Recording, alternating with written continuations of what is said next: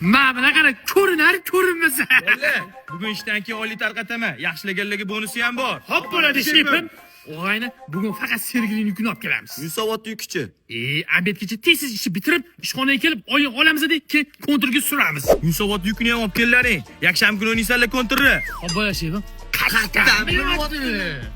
Bilmasam, balkim kamera bordir. O'rtoq, bu 10 litr benzinning 100 ming so'm bo'ladi. Lavashga yetmaydi-ku. Bo'lmasa shefga telefon qilamiz-da, damasi benzini qolmadi, kartaga pul tashlab yuboring deymiz.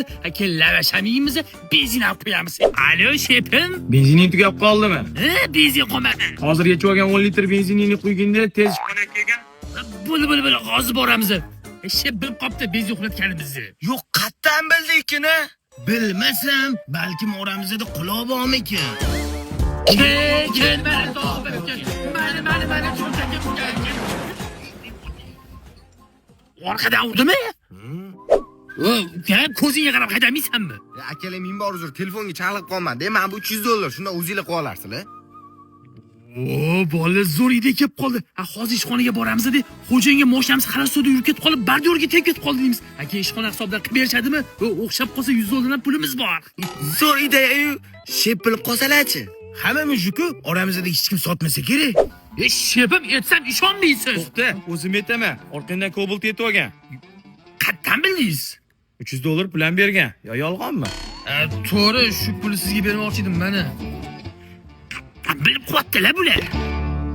Bola ko'ryapsizlar, lider avtotent barcha yuk mashinalarini qayta jihos bilan shug'ullanamiz. Bizda furgon turlari har xil, metan, propan, spoiler, korona, hamma turlari bor. Hammasi qonuniy. Shefim, rostdan ham bizga kelgan hamma mijozlarga video registrator, chexollar, pulga tekinga qo'yib beramizmi? Albatta, narxiga ta'sir qilmaydi. O'tgan yil yaxshi ishladilaring, jentr oldim. Bu yil yaxshilasalaring, Malibu olaman. Biz qachon olamiz? Oylik olamizmi, shefim? Sanga 500, sen yaxshilagan uchun 700. Rahmat. Yaxshilading, sanga 500.